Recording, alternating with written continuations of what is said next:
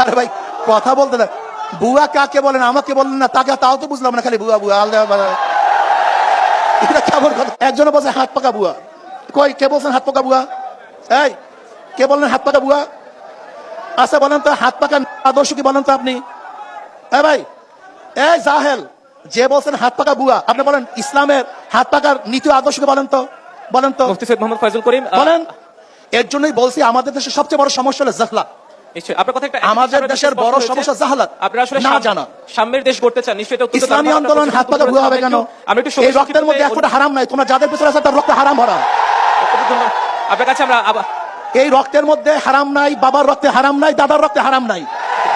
আর তোমরা যারা রাজনীতি করো, যারা রাজনীতির সাথে জড়িত আছে, যারা যেখানে যাও, প্রত্যেকের আপ টু টাউন সব হারামে ভরা। এখন বলেন তো আমি বুয়া না কে বুয়া? আমাকে বলেন। ইসলাম এই দেশের মানুষের 90-95% মানুষের প্রাণের ধর্ম হচ্ছে ইসলাম। এই ইসলামকে পুঁজি করে কেউ রাজনীতি করুক বা ইসলামকে পুঁজি করে ভোটের মাঠে কোনো কিছু অর্জন করতে যাক, এটা সঠিক না, আমরা বিশ্বাস করি না। যে বিষয়ে অভিজ্ঞ না তাকে সেই বিষয়ে কথা বলা ঠিক না। এখন রহমতুল্লাহ সাহেব ইসলামের কথা বলে, এই কথাই মানবো? আমাকে বলেন তো। আমি ভাবি মনে যখন ডিবেটের একটা মাসালা হবে, আমি ডিবেট করবো কার সাথে? আমার ডিবেটেও সেই পর্যায়ে একটা করবেন। আর একজন নায়েবে আমির থাকতো, তাহলে আমি ডিবেটে যেতাম।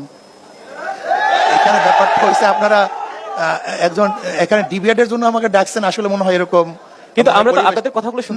নাও এখানে ঘটনা হয়েছে, আমার আরেকজন ক্যান্ডিডেট থাকতো, আরেকজন ক্যান্ডিডেট থাকতো, আমি তার সাথে কথা বলতাম। সরোয়ার ভাই থাকতো, তার সাথে কথা। সর্বজনীন শ্রদ্ধেয় ব্যক্তি হিসেবে সবাই তো আপনার কথা শুনতে চায়। আপনি এখানে ডিবেটে আমাকে ডাকবেন, কার সাথে ডিবেটে ডাকবেন? আমি কার সাথে ডিবেট ডাকবো? এই চুপ করেন।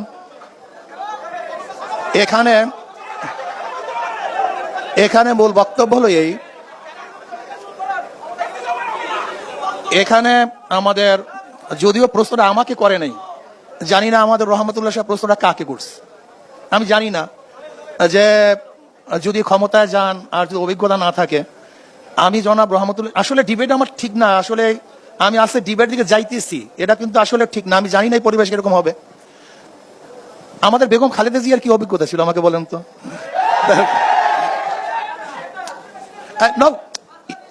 দেখেন ভাই, আমরা না করি কথা শুনে, আমরা সবাই খালি আমাদের বাংলাদেশের সমাজকে খালি হাততালি দিতেই থাকি, হ্যাঁ না বলতেই থাকি, এর আমাদের স্বভাব। এর থেকে বের হয়ে আসেন তো ভাই। যদি আমার ভুল হয়, আমার দলের লোক আমাকে ভুল বলেন, যেটা ভুল বলছেন, এই মেজাজ করেন।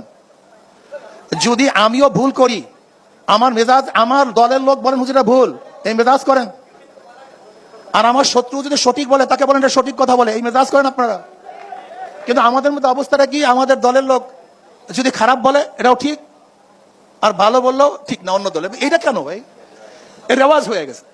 যেমন আমি জনাব রহমতুল্লাহ সাহেবকে যদি বলি যে খালেদা জিয়ার অভিজ্ঞতাটা কি ছিল, সে তো গৃহিণী ছিল, সে তো কোনোদিন রাজনীতিও করে নাই। আমরা দেখি নাই জিয়াউর রহমান সাহেবের সাথে সে রাজনীতি অংশগ্রহণ করেছে।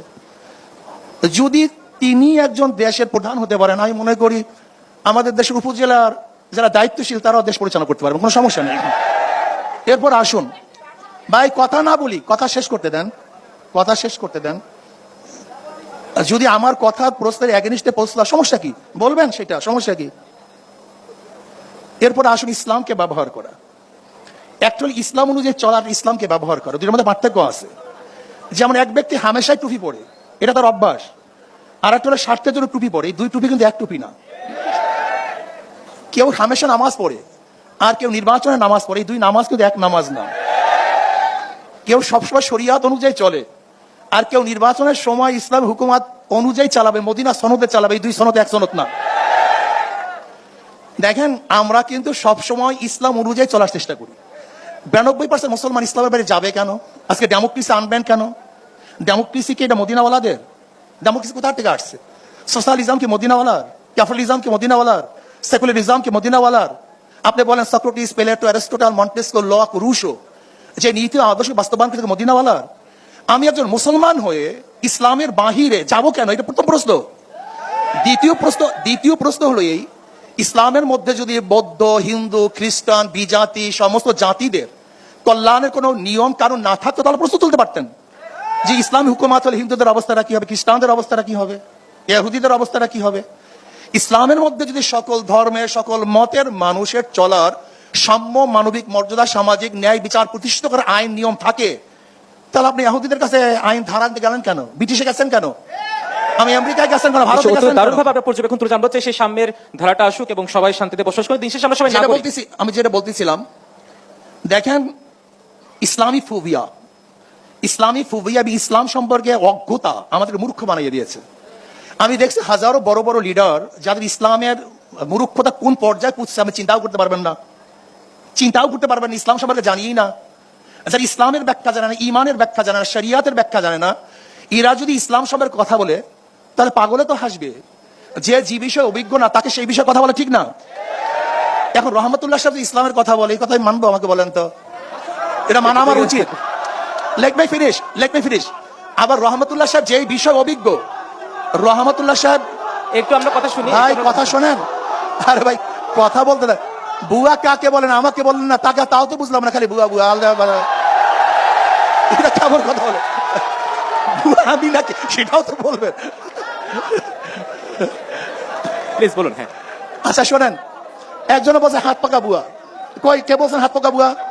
এই কে বললেন হাত পাকা বুয়া? আচ্ছা বলেন তো হাত পাকা আদর্শ কি বলেন তো আপনি?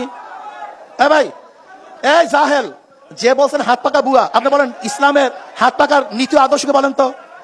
মুফতি সৈয়দ মোহাম্মদ ফয়জুল করিম বলেন। এর জন্যই বলছি আমাদের দেশের সবচেয়ে বড় সমস্যা হলো জাহলাত।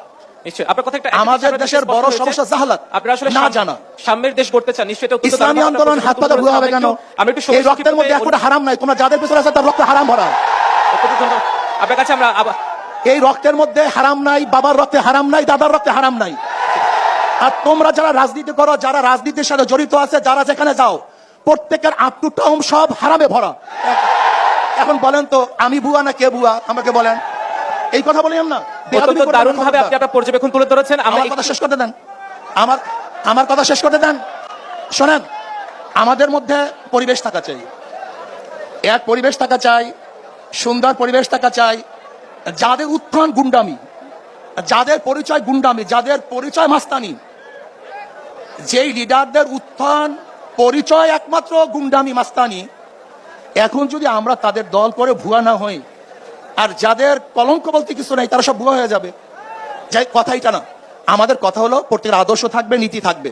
নিশ্চয়ই আমরা দেশটাকে গড়তে চাই, নিশ্চয়ই আমরা দেশটাকে গড়তে চাই।